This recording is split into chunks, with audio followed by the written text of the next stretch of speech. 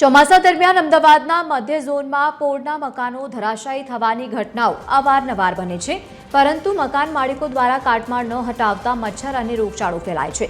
સ્થાનિક રહીશોની અનેક રજૂઆતો છતાં પણ કોઈ નિરાકરણ નથી આવતું।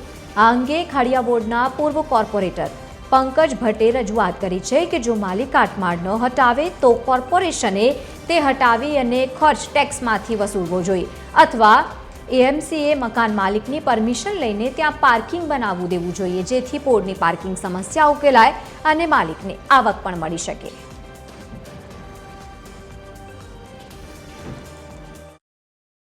ની બાજુમાં જ લગભગ છેલ્લા 25 વર્ષથી મારા ઇન્ફોર્મેશન પ્રમાણે તો 25 વર્ષથી આ આવી રીતનું જ છે। ભૂકંપમાં અમારું અને આ ઘર બંને સાથે જ પડી ગયા હતા। તો અમે હમણાં લગભગ 7-1 વર્ષ પહેલાં અમે આખું જમીનથી અમે પાછું ઊભું કર્યું, પણ આ ઘર તો એમનું એમ જ છે અને અહીંયા ખાલી જગ્યા પડવાને કારણે વરસાદ આવે ત્યારે આ બધું લીલોતરી ઊભી થઈ જાય છે।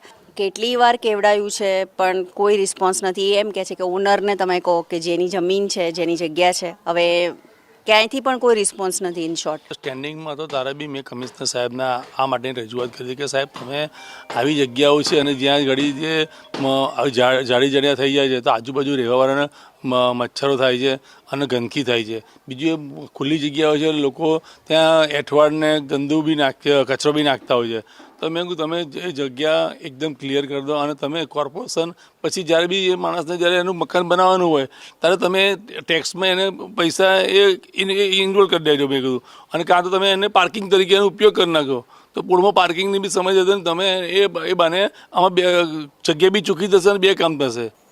ચોમાસાની સિઝનમાં જે ખાડિયા વિસ્તારમાં આવેલી જે પોળ છે તેમાં ઘણા એવા વર્ષો જૂના જે મકાનો જે છે તે પડી જતા હોય છે। ત્યારે જે હાલ આપ દ્રશ્યોમાં જોઈ શકો છો કે આજે ખાડિયા વિસ્તારમાં જ જે પોળમાં આવેલું આ મકાન ચોમાસા દરમિયાન જે છે પડી ગયું છે, છતાંય જે મકાન માલિક દ્વારા જે છે આ કાટમાળ જે ઉપાડવામાં નહીં આવતું, જેના કારણે આ જે અહીંના રહીશો જે છે તે લોકો પરેશાન થતા હોય છે, કારણ કે જે પ્રમાણે આ કાટમાળ અહીં પડ્યું છે અને બીજી સાઈડ તમે દ્રશ્યોમાં જોઈ શકો છો કે બીજા લોકો પણ રહેતા હોય છે, એટલે કે આ કાટમાળના કારણે મચ્છરોના ઉપદ્રવ પણ થતા હોય છે અને લોકો જે છે પરેશાન થતા હોય છે। જો કે મકાન માલિક અહીં રહેતા ના હોય એટલા માટે તેઓ લોકો આ કાટમાળ ઉપાડતા નથી, પરંતુ એના લીધે જે પાડોશીઓને જે છે આ સમસ્યાનો સામનો કરવો પડતો હોય છે।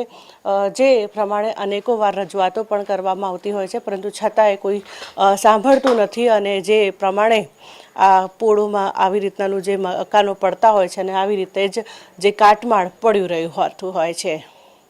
કેમેરામેન યજ્ઞ મોહન સાથે મોનિકા રાજપૂત, TV 13 ગુજરાતી, અમદાવાદ।